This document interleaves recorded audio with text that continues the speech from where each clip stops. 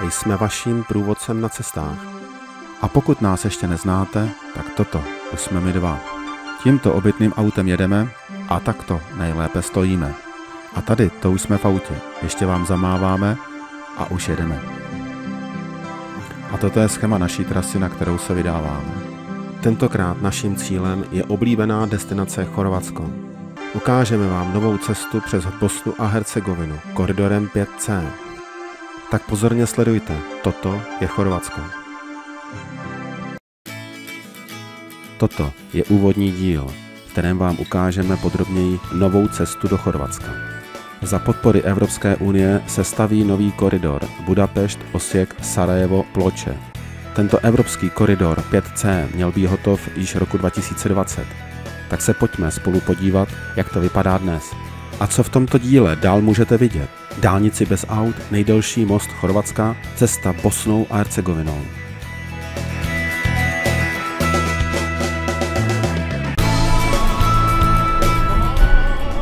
Tak odjíždíme akorát do Chorvatska a vám zamáváme. Máme velkou radost, že se opět vydáváme na další cestu. Odjíždíme ještě večer v náš pracovní den a tuto noc přespíme v Břeclavi. A toto už je ráno v Maďarsku na prázdné dálnici M6, začátek koridoru 5C.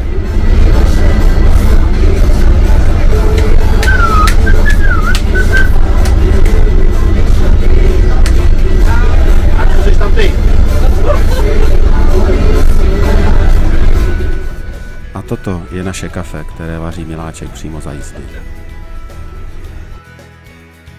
Maďarská dálnice M6, která je součástí koridoru 5C, směřuje z Budapešti na Szekszárd, Pécs.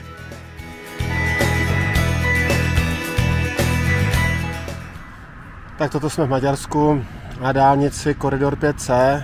Směřujeme přímo Bosna, Hercegovina, Osijek.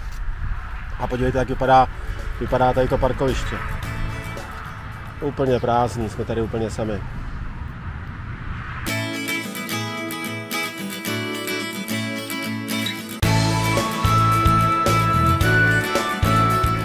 Tentokrát na cestu vyrážíme 2 auta.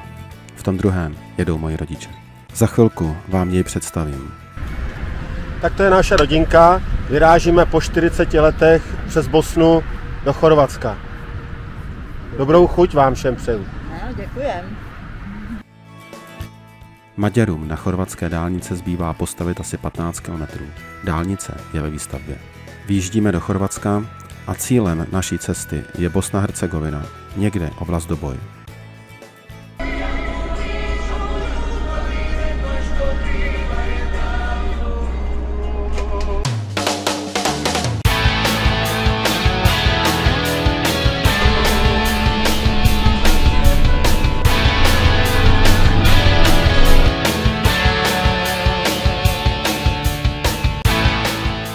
Právě přejíždíme chorvatskou dálnici A5 a směrem doprava jim zbývá dostavět 5 km na hranice maďarský. Mělo by být hotovo kolem roku 2024. Tato část dálnice, na kterou akorát najíždíme, Beli Manastýr, Osijek, byla otevřena koncem roku 2022. Aktuálně měří chorvatská dálnice směrem Bosně a Hercegovině 83 km z plánovaných 88. Cílem koridoru 5C je propojit tuto chorvatskou dálnici A5 s chorvatskou dálnicí A1, která před Pločem sjíždí do Bosny a Hercegoviny. Tato dálnice A5 dále pokračuje na jih hranicím Bosny a Hercegoviny a hraničnímu přechodu Svilaj u řeky Sávy.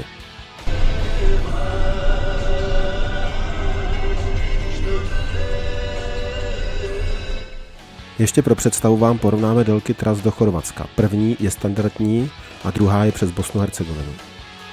Úplně prázdná dálnice. Myslím si, že ani nikdo neví, že tady je.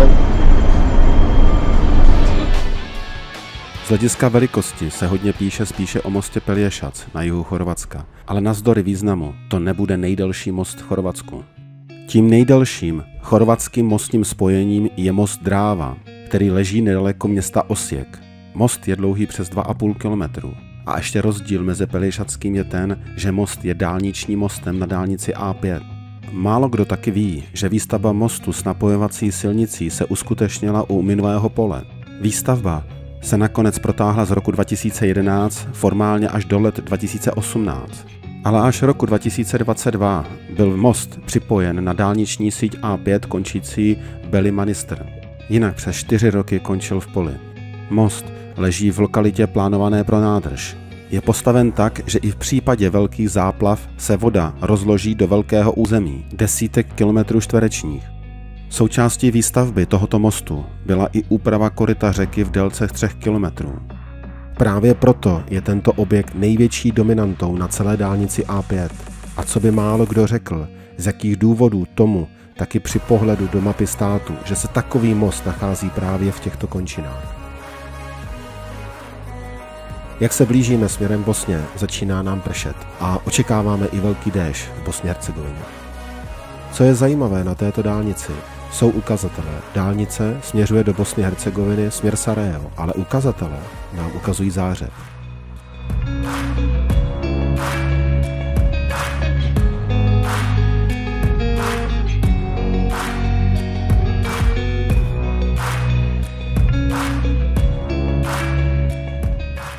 Kousek před hranicí Bosny a Hercegoviny dochází ke křížení chorvatských dálnic A5 a A3. Ještě nás čeká most přes řeku Sávu, most Svilaj a jsme na hranicích Bosny a Hercegoviny.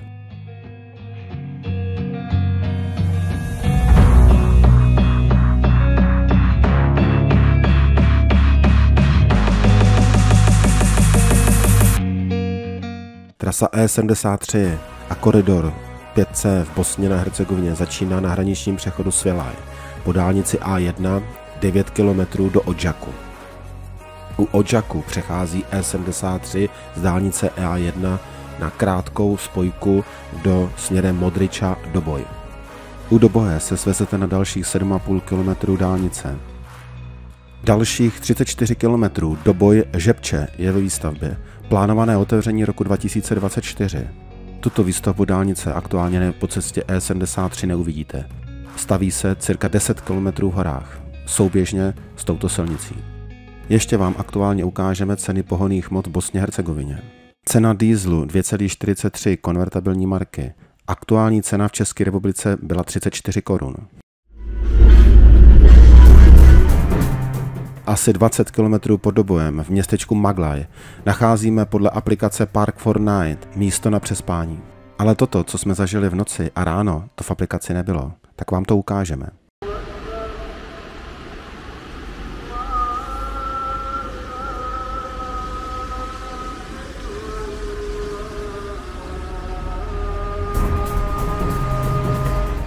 Celou noc nám vydatně pršelo, rozbouřená řeka a ráno přišlo toto. Krásný budíček.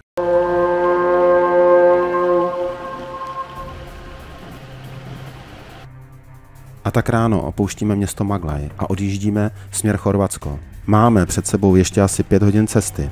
Město Maglaj, odvozené od slova mlha. Sice pomalu přestává pršet, ale mlha v horách stále ještě je. Kousek pod městem Žepče je další 20 km dálnice ve výstavbě. Jedná se o úsek Žepče-Zenika. Do Zeniky je dálnice již hotová. Výstavba tohoto úseku probíhá podél silnice E73. A tak vám v pár záběrech videí chceme přiblížit, jak složité je tady v těchto podmínkách vytvořit dálnici.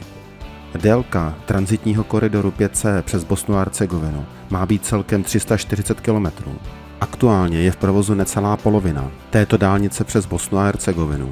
Ale pokud se na konci roku 2024 otevřou tyto dva úseky necelých 50 km, bude to obrovský přínos pro koridor 5C a zkrácení trasy přes Bosnu a Hercegovinu. Ale teď najíždíme v Zenice na hotový úsek dálnice. Úsek je rozdělen do 3 částí. Zenika, Sarajevo, Sarajevo, Konic. Dálnice kolem Sarajeva je zdarma.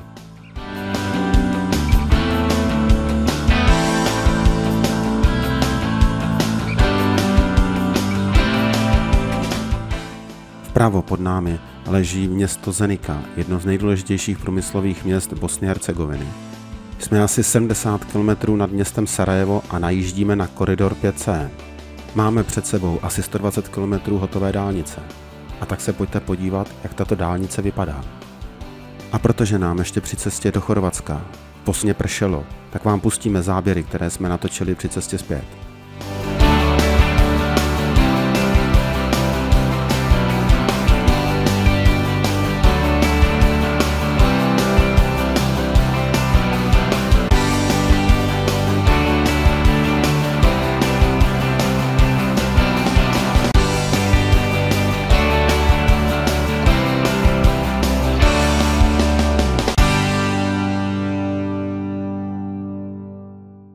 Ujeli jsme 120 km po dálnici a aktuálně dálnice končí u města Konic, kde si jíždíme do nejkrásnějšího úseku silnice E73, která vede podél řeky Neretvy.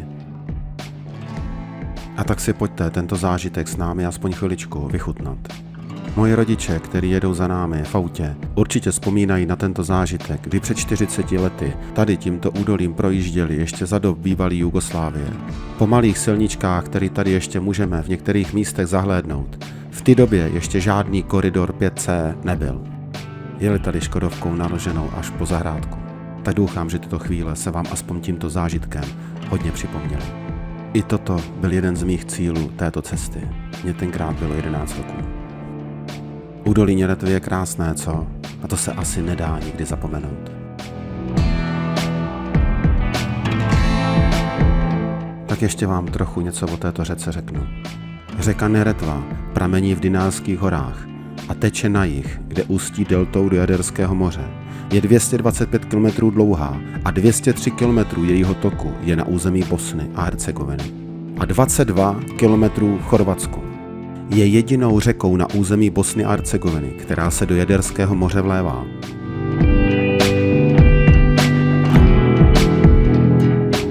Kousek za Mostarem je už možné najet na dálnici A1, která je spojená s Chorvatskou. My ale dál míříme směr Metkovič, Chorvatsko a dál pak asi aktuálně k nejznámějšímu chorvatskému mostu. Most má právo pyšnice mimořádným významem, neboť spojil chorvatskou pevninu. Most propojuje dvě územní nezávislé části Chorvatska, rozdělené asi 7 km širokým koridorem Bosny a Hercegoviny u města Neum. Most má za sebou dlouhou stavební historii, dokonce v jednu chvíli byla jeho stavba i zastavena.